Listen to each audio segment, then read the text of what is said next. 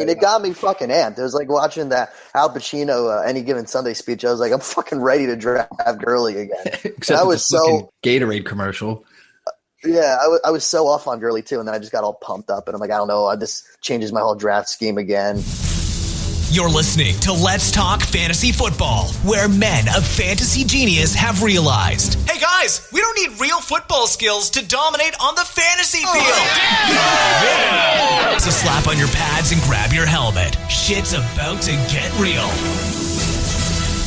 Welcome back, ladies and gentlemen, to another edition of Let's Talk Fantasy Football. I am your host, Nick Schreck, and joining me tonight is the DON himself, the beast from the Northeast, Don Chrisman. Don, how you doing? I'm a beast from a lot of different regions now. It's pretty crazy. Yeah, you are. And joining us here from the East Coast, we also have Vinny Gonzalez. Taking over the world. What's going on? What's up, dude? I'm not a beast in any sense of the word. What's going on, Shrek? Nope, but you are here in the Northeast. Good to have you. We had the West Coast podcast covering the NFC North.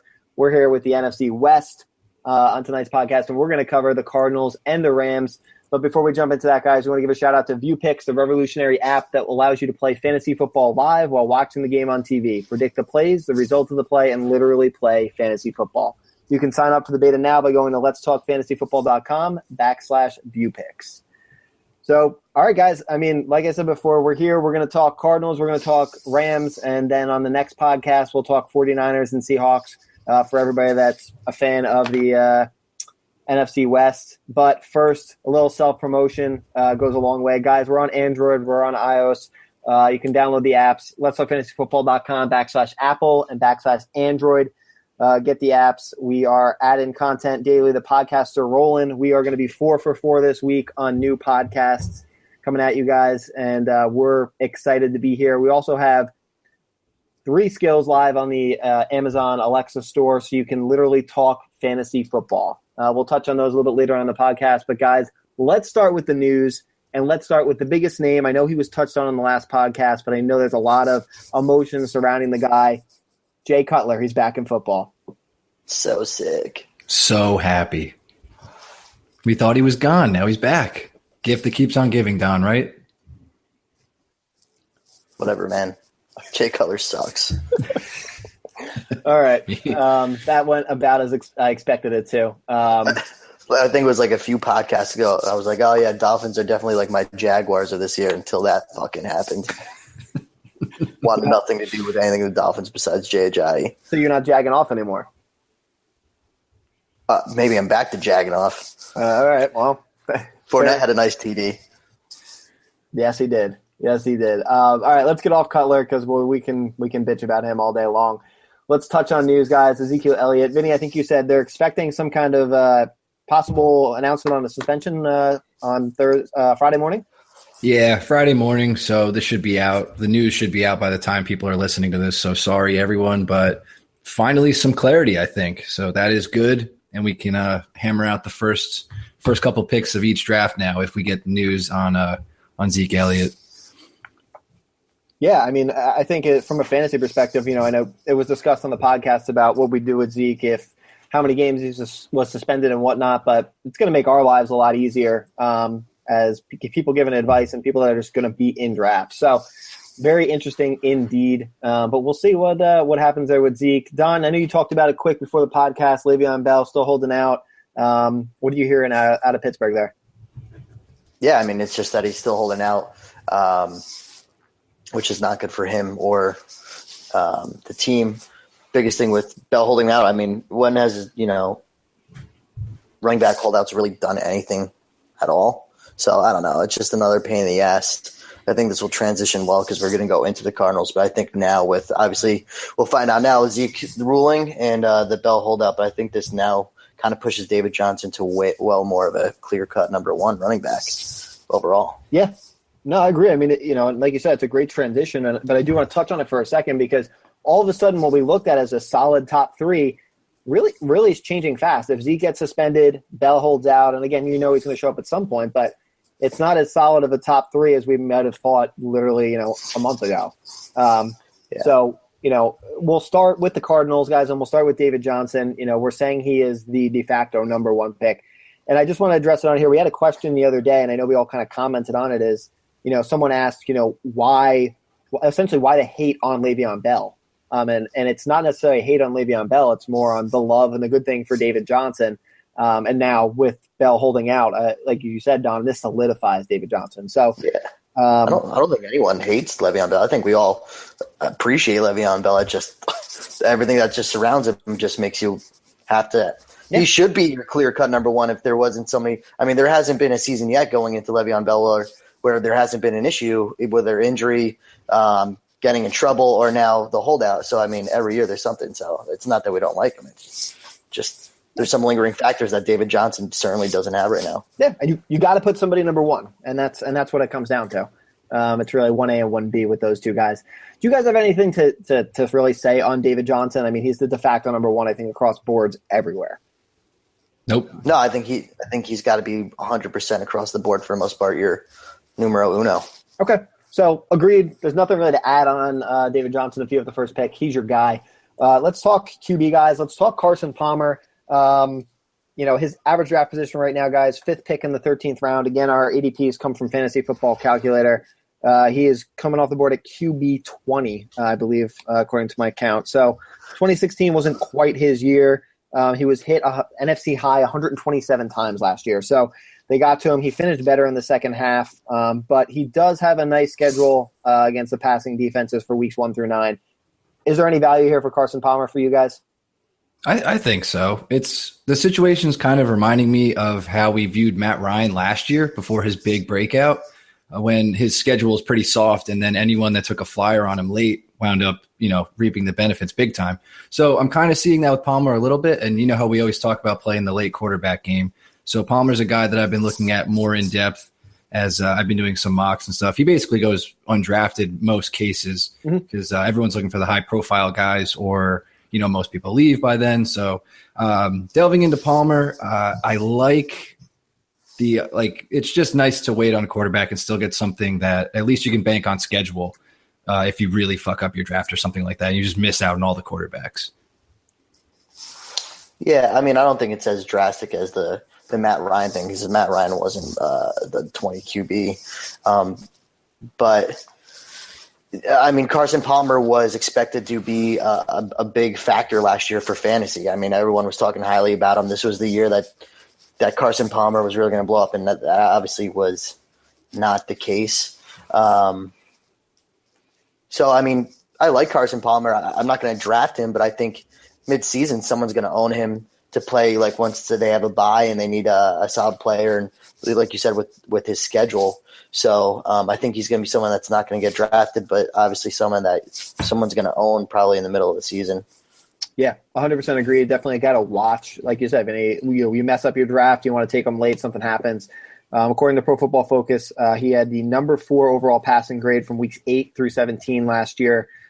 He had QB 12 fantasy production during those weeks. So he was there, top 12 QB. And with that week's schedule coming into this year, if you end up with him, things could be worse. Like you said, maybe he pans out, and then you can kind of make a move in another direction. Also, something to note on Palmer's production, it was, the whole offense was banged up pretty much the entire year. All they had was basically David Johnson. You got your Rock, Larry Fitzgerald. They were missing their big weapons, like John Brown was not healthy all season. And J.J. Nelson, they kind of had to throw him in. He's a big playmaker. So if they come back all healthy, Palmer's got his weapons again. So it's just something to note, really. Yeah. No, absolutely. Definitely agreed. And you talked about Larry Fitzgerald. He's the Rock. He's a name everybody knows. And, he's come off the board, guys, now. Wide receiver 27. He's the 5th pick in the 5th round. Last year, he's topped 100 catches and 1,000 yards for the past 2 years. And I found this stat kind of surprising. He's only missed 2 games in 9 years. And that comes from Evan Silva over at Roto World. So I thought that was surprising. It says a lot about, like you said, the Rock that Larry Fitzgerald is for that offense. What do you guys think about his draft price here and, being wide receiver 27 off the board? Yeah, I don't know. I always feel like this is the year that Larry Fitzgerald is just irrelevant. Because, I mean, I think he's been solid for the past few years, obviously not to what Larry Fitzgerald used to be. So, I don't know. I would still take Larry Fitzgerald before Willie Snead. But he goes in, after that, it's Jamison Crowder, Stephon Diggs, and Brandon Marshall, Kelvin Benjamin, and Emmanuel Sanders after him. I kind of like most of those guys. ahead of Larry Fitzgerald just for more upside being, because I think Larry Fitzgerald's going to have a nicer floor for you, be a little bit more consistent, but I don't think he's going to have as much of a ceiling. Yeah, I think you're pretty much dead on, Don. Like the guys around him, you can reach for ups, not even really reach, just kind of look for upside in those rounds. Instead of, like, I guess it depends how your earlier in your draft pans out. If you want to lock down something really solid like Fitzgerald, who's probably going to go over 1,000, not by much, probably see around 150 targets and get you those fluctuating touchdowns, somewhere between like 4 and 6. It's really just like, I think the days of Larry Fitzgerald being a number 2 wide receiver on your team are kind of over. And if you can lock him down as like a 3 or a solid bench, as your first bench wide receiver, that's fantastic. So I think you should target him like that. And if he's around there in round 5 and you like the way that your team is shaking out and you want to just get that guy who you can depend on week in and week out, Larry Fitzgerald's your guy. If you want higher upside, go for the other guys that Don's talking about, like Willie Snead and stuff like that. Yeah, I have nothing to add. I completely agree. He's getting older, and there's other guys with more upside there for sure. So let's look at the other receiving options, guys, there with the Arizona Cardinals, and we'll start with John Brown, wide receiver 43, coming off the board with the second pick in the 9th round. Contract year 2016 was obviously a downer there. Concussion, sickle cell complication, had a cyst removed from his spine in January, but the team says everything's under control. He's healthy. He's going to be back. Particularly at his draft price, do you see him being the big value here? Because Fitzgerald, we're expecting a little bit of a decline, and therefore, if John Brown's healthy, do you think he picks up the slack in this offense any? I think he'll play a bigger part, obviously being healthy and coming in as a pretty decent weapon that they've always tried to get involved, but has really been fantasy-wise inconsistent. You can't really depend on him, and really not that much of a boom from him. So it's really not really so much boom or bust. It's been mainly towards the bust area of that. So I'm not really going out there to search for John Brown in the 9th. I'd rather look at like some other people. Don, I don't know if you're looking, who else is going around the 9th that you play with? So you're looking at right before him is Deshaun Jackson, Cameron Meredith, and Tyrell Williams. John Brown's the first one in the 9th round. And then after that, it's Marvin Jones, Corey Davis, Quincy Newinois, which we can scratch for now, Adam Thielen, Corey Coleman.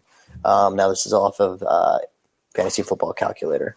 So he's got Marvin Jones, Corey Davis, Adam Thielen, Corey Coleman after him. Yeah, see, I'm liking the other, like even like Cam Meredith, like he'll see a higher volume, I think. Yes. Cam Meredith's going like right before him, and I think the receivers going before him are well-deserved to go. So I think John Brown's price is a little high, I think, for all of us pretty much. And if he was going like 11th round, 12th, that's more like the flyer area where I think he belongs, because we're really not – you can't really bank on John Brown, obviously, which we've tried to do in the past and predict a breakout, which, hasn't happened. And I don't know if it's going to happen this year, but obviously the health is a big concern. So it's a little pricey at that point. Yeah, John Brown, along with Carson Palmer, I think was we were looking forward to seeing how John Brown fit in the offense last season, and we were excited that we thought he was going to do pretty well. Now, obviously, another thing you just really do have to worry about is injury issue. I was just looking at RotoWorld and all that, and I believe like a week ago it showed that he had a quad injury. I believe in June he had a hamstring injury, and apparently he's had some soft tissue injuries, like is kind of like a common theme for him as well. So it seems to be like he's got the injury bug a lot too. So that's something you got to look at. Yeah, I completely agree. I think for me, if you want to throw a dart in this offense to the wide receivers, it's J.J. Nelson, and that's if you really want to. He's come off the board, wide receiver 73, 4th pick in the 14th round, essentially undrafted. He's got a brutal catch rate, so he does have some things against him, but he projects pretty well with the Arizona's matching up against the 4th softest schedule for outside receivers.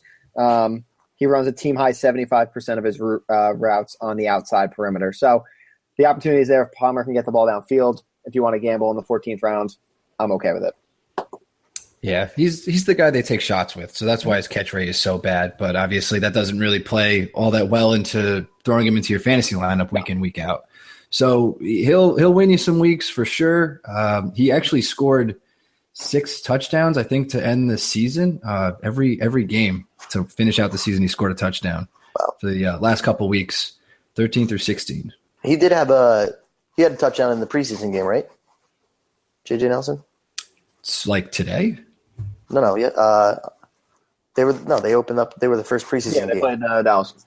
Against Dallas. I don't remember. All I remember is Bryce Butler ripping it up. I'm not sure either. I believe you, Don. I could be wrong. Yeah, I'm not sure though. That'd be cool if you're like your last pick or whatever, and you want to go for him. Again, it's not bad. for what he costs. If you want him, there's nothing wrong with it. It's a flyer. That's essentially cuttable anyway. I mean, especially if we're projecting Larry Fitzgerald a little bit lower and John Brown. You don't know. Yeah, JJ could be a good little scoop up. Yeah, you got to believe the targets go somewhere. So hopefully an upswing for Carson Palmer a little bit. David Johnson will obviously get his. Guys, Chris Johnson re-signs with the Cardinals. Is he worth handcuffing for David Johnson? Man, I think the handcuff is Kerwin Williams if you're going to do it at all. Okay. At least that's like the preseason buzz that like worked its way down to my stupid head. Is that Kerwin Williams will be the dude? So I think that's a safe bet. We've seen him. We got involved last year a little bit to spell Johnson. Andre Ellington has never really been able to see the field much. Yep. Not really dependable as like an RB2 as for a real football team. So I think Kerwin Williams is your guy. Chris Johnson's like, how old is he? Like 30? He's turning 32 on September 23rd. That's literally what I was just Googling. So he's going to be 32. Jeez. Yeah, I would advise if you want to do that, Kerwin Williams is probably your best bet. Fair enough. No Chris Johnson here. All right, guys, do you have anything else here on the Arizona Cardinals that you want to hit? I mean, you got Jermaine Gresham at tight end, but I think you're spinning the wheel there. Spin.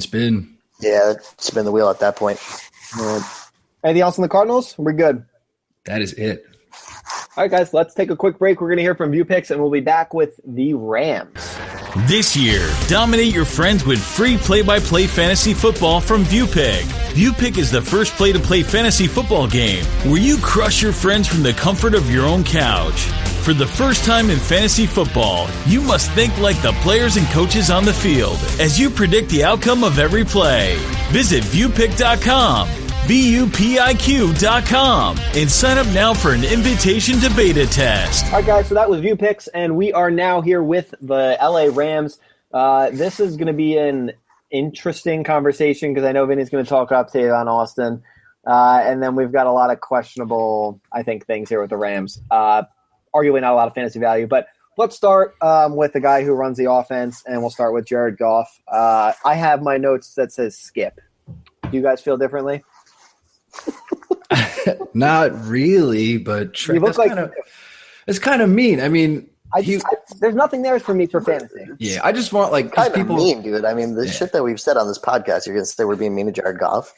Yeah, a little bit. I don't kidding know. me? I feel like the Rams are developing like that stigma that the Browns have now with like it's just they're fucking terrible and you can't even look at them. And like you look at the situation Jared Goff was thrown in last year and it was just fucking terrible. Look at every single Jets quarterback and what they've had to go through. Yeah, I don't care about the Jets.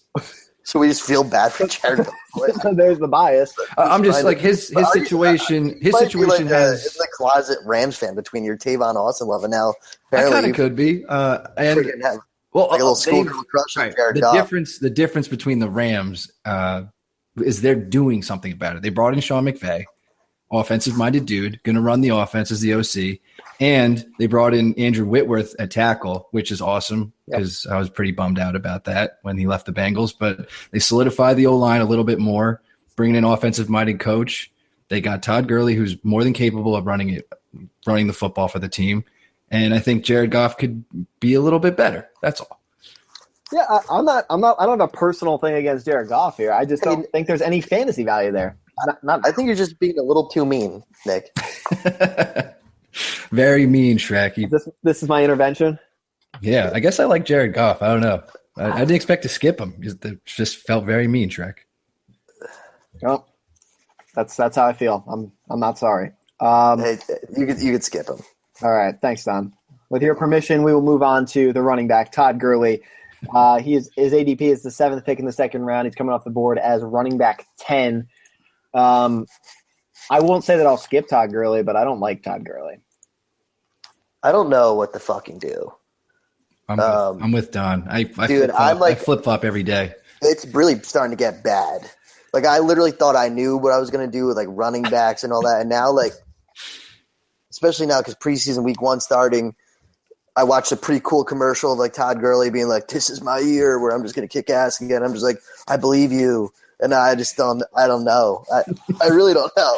So I'm going to do, like, 700 more mocks to figure it out. I'm going to wait till, like, the very end of August once my drafts start hitting, because I'm going to be mocking a lot and seeing as much pre-end. I'd like to believe Gurley, though. I mean, his talent is there, and they're out of the fish. Jeff Fisher's gone. Hopefully, they're going to have a better offensive scheme. So, I'll believe it. I mean, I don't deny him being a good running back. I would say just watch a couple more commercials and see if he says anything different that tips you. Yeah, I mean, it got me fucking amped. It was like watching that Al Pacino Any Given Sunday speech. I was like, I'm fucking ready to draft Gurley again. Except I was so Gatorade commercial. Yeah, I was so off on Gurley too, and then I just got all pumped up, and I'm like, I don't know, this changes my whole draft scheme again.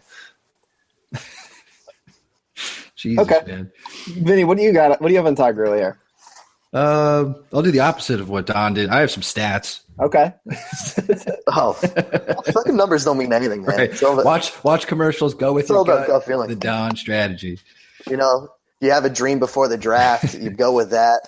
So Todd Gurley was awful last year. The only good thing I could glean out of this was that he averaged 17 carries a game, which is pretty good when you're getting him at an RB2, which is where he's kind of going. If that's, how your draft is shaking out. So that's kind of where he's going. I thought that was probably the best thing I could possibly find. His yards, his average was terrible, 3.2, not good. Still managed 6 touchdowns. Like he displayed his absolute like basement floor. So it's a really rough year, but I think they'll be a little bit better. He's going to get the work, and he's a talented guy. So I think it's just kind of one of those things. If you want to take Todd Gurley, you suck up and do it, and you kind of just deal with it. Like last year, you were paying a first-round price for him, and it really fucked you. This year, it's a little bit discounted. Talent is still there. Opportunity will certainly be there, I think, because they had a really bad team, 17 carries a game. If they're winning somehow, he's going to get the work. I agree. I mean, they're going to feed him the ball. I mean, I'm with you. I have a few stats here too that, again, I won't own any Todd Gurley. And maybe I just hate the Rams in general, but just don't associate Goff with the Rams because he's a good guy. Okay, well, Goff's a good guy, but the Rams as a whole, I probably won't admit much stock there. Todd Gurley in particular, he rushed for 90-plus yards, guys, in just one of his last 24 games, according to Evan Silva over at Roto World. This year, the Rams are facing what projects as the NFL's second toughest rushing schedule based on 2016 fantasy points allowed. Todd Gurley hasn't he's only shown minimal ability to create yards on his own with some space, and he doesn't do a ton in the passing game. So for me, that just on an offense that I don't know what to believe with Jared Goff, who's a great guy. I don't know how that offense is going to change for fantasy-wise. So for me, I'm out on Todd Gurley.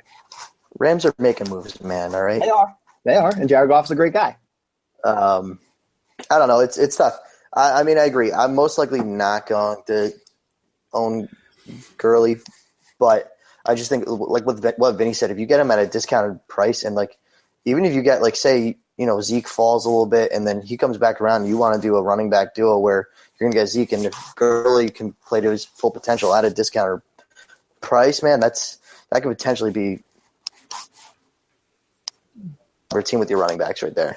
Yeah, I don't disagree. Everybody has their price, but for me, I probably won't see Gurley. But I agree. All right, wide receivers, Vinny. Let's throw it over to you. What do you want to talk about with the Rams? T to the A, Tavon Austin. I thought it was Bradley Martinez. We can. I don't know. I'll throw it back to you, Shrek. We don't have to talk about Tavon Austin. He's been banged up. He's not particularly good. I'm the only person on this earth that seems to like him. So if you want to skip him, I'll throw it back to you because I talked about Jared Goff for some reason. No, man. If you want to talk about Tavon Austin, go for it. I'm not saying skip him. I just know he's your boy. You typically like to pump him up a little bit. So I want you to have the floor. So if you have some stats or some numbers here, he's going, wide receiver 75. He's practically free. Oh, he's free as shit. He's the last person you take if you want to do it, and I'll probably be the only person to do it in like one of my 3 leagues. So don't worry about it, guys. He won't be ridiculous or good. I'm sorry. Did I let you down, Shrek? You look very upset. No, man. I'm picturing right now the Rams being great. Like Jared Goff just having a monster season, Tavon Austin going off, Todd Gurley being like worthy of the number 1 pick. I mean, typically that's how when I believe things, they typically go the opposite way in fantasy football. So if you guys want to bet for the Rams, Goff's a good guy. Is there anybody else on the Rams you guys want to talk about? Yeah, what about Robert Woods? I mean, Okay. he's the number 1 wide receiver, right? Technically, I think he's their wide receiver 1. I think technically, yeah. Vinny made it. I just think that Robert Woods is always the guy that everyone, especially when he was in Buffalo, that everyone kind of seemed to want to like Robert Woods and kind of want to grab him. Think like this is going to be the week that Robert Woods is good, especially like with an injury when he had Sammy Watkins down. Robert Woods is still very mediocre. I mean, but he does fall in the middle of the 13th round. Before Ted Ginn and Tyler Lockett, some of those guys that Nelson Aguilar. Before Tavon. Yeah. Before Mohamed Sanu and Marquise Lee. I mean, some of these guys and Alan Hearn. So these are a bunch of guys that I think a lot of people feel comfortable reaching for. But Robert Woods, I don't think I'm going to own him at all or reach. I would go with a few people after that, but I just think he's a name that everyone kind of likes to keep him relevant. Yeah, he'll probably help someone out on like someone that suffers some injuries at wide receiver at some point in the season, but he's a really versatile guy, and they'll probably move around like the offense and get him where they can. But he'll do everything, but he's not great at anything. He'll do it all, but don't expect too much. Especially in like if you guys are expecting Goff to not take a step forward, you're not going to want to play Robert Woods. Well, what are you expecting out of Goff? To be a little bit better. That's fair. That's fair. I think Robert Woods is with the likes of Tavon. If you really want him, go for it. But he'll probably the most value he'll have is somewhat consistently is someone's going to need to fit a low price into their DraftKings lineup, and Woods is going to get in there, and maybe he goes off, maybe he doesn't in a good matchup. I was gonna say Vinny's gonna package the shit out of Goff and Woods. Dude, it's going to be right on Dan. Goff, Austin, Gurley. Just stack the whole offense. And if you believe, man, that could be the $1 million lineup right there. Tavon Austin goes for what, 50 cents on daily? Yeah, they pay you to take him. Keep your. Oh no, he's fucking free. There's one more guy that's getting drafted. I think it's just the rookie hype shit. Okay. Cooper Kupp. He's right around the same area though. Yeah, they're all going at the same spot, and honestly, they all should go in that spot because it's anyone's guess who's going to perform the best out of them. Agreed. His NFL comparison, which I love to take from the draft profile, is Jarvis Landry. So he's going to be probably mainly working out of the slot. He's not anything crazy with speed, but good route runner, stuff like that. So I think it's just people maybe in super deep leagues taking him there or keeper leagues or whatever, but don't really have to do it in like a standard redraft. You don't have to risk it. Cool. I'm with you. And I'm going to make a general statement and assume there's nothing else on the Rams here. So, guys, we have 2 reader questions tonight, and they're not related to the division, but we're going to talk Doug Martin and we're going to talk Jordan Howard. So we're going to start here with Doug Martin. He says, is Doug Martin undervalued?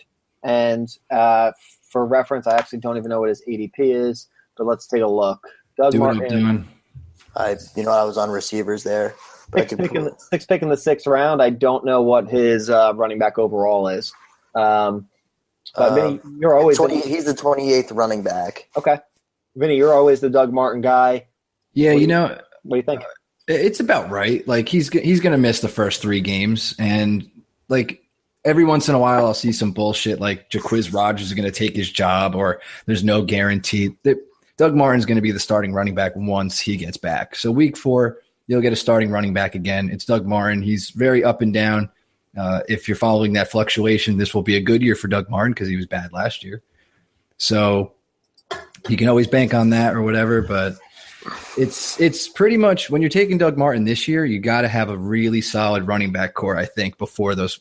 Like you got to have at least 2 solid guys, maybe a PPR guy before you take him. Like if you get like maybe you lock down Zeke, You get like Crowell in the third or something like that, lock down Danny Woodhead at some point, and then you kind of get to the Doug Martin zone. It's kind of like a mid-round flyer, but the payoff is huge. So I like where he's going. I think it's right. I wouldn't pay any more for it. And if he slides, that's just ridiculous. Jump on it. Yeah, I agree. I would maybe slightly undervalued. I'm not a huge Doug Martin fan. The only person I think I'd possibly reach before him that's going behind him is LeGarrette Blount for the safety that he's the number one running back in Philly. And I think a few of us like LeGarrette Blount. Vinny, I know you do. I'm not taking anyone else before him.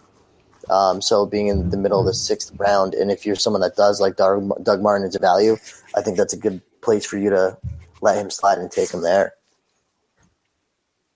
Yeah, I completely agree. I mean, he's down almost a round and a half from where he was July 31st. So, again, if that wants to continue to slide a little bit as you go into draft day, yes, I think he can be considered an undervalued asset. Question number 2, guys, Jordan Howard. Why is Jordan Howard so hyped up that people are taking him with the 7th and 8th pick? I'll start by saying I think that's just relative to maybe some of the drafts you've been in for the question coming in. I haven't really seen him going with pick number 7. No, I've not seen him go that. He's more like early second, late second kind of guy. So I think that may just be maybe you have some Bear fans or just people who believe that they need to get a running back and they're overpaying and passing receivers if they're in standard leagues, or they believe in the tried and true double running backs 1 and 2. They touched on Jordan Howard in the last podcast, when they talked about the Bears and his value. I wouldn't pay the 7th and 8th pick for him, but I think it's all dependent on who you're drafting with. Yeah, I think it's well said, Shrek. I have not seen him go that high, although I'm sure some people could value him there. He's going the 15th overall. I don't know. Jordan Howard did good, but again, John Fox is almost like a mini Belichick with his running backs. We're already seeing this guy Cohen being thrown in there, and you got Kadeem Carey in there too. So I think Jordan Howard's going to have a good year, but I can understand it with some people kind of being weary of it too. Yeah. A lot of risk, a lot of unknowns. Like Don was just saying, you don't know who the hell's going to be running the ball. That's kind of how Jordan Howard got the job in the first place last year, but he took it and ran with it. So that's why people like him. And it was on a bad team, but the Bears do have a good offensive line. So that's what you're getting with that. Yep. And he was pretty, he's very talented, showed great ability. So I think that's why people are taking him so early. Like Shrek, I know early on in the year, I was talking about how I can compare his year to like kind of how David Johnson broke out and came out on the scene and everyone took him super early. So I think that's like the recency bias we always talk about. So absolutely. There is that. And like Jordan Howard is good. So I think second round is pretty much dead on where you want to target Jordan Howard. Yep. So I wouldn't pay anything more than that. Second round, go get him. Awesome. But I think he'll pay off. Yes. Yeah, I agree. At his current ADP. So, all right, guys, we're going to wrap up this part of the podcast, and with a little self-promotion, never hurts. Guys, we're on Android. We're on iOS. Download letstalkfantasyfootball.com/Apple or /Android. Get the apps. We're also on Amazon App Store for Alexa skills. You can talk to Echo and Alexa and get NFL news and flash briefings. You can get the podcast to play for you while you're walking around the house doing whatever you do. And we have an updated Alexa skill come where you can ask us lineup questions and get NFL stats by using your voice. Guys, review us on iTunes. Talk about the DON, the beast from the Northeast. Start mocking, and we will be back with the 49ers and the Seahawks in the next podcast. Guys, I'm Nick Schreck for Let's Talk Fantasy Football. We will catch you on the flip side. This has been Let's Talk Fantasy Football. Thanks for listening.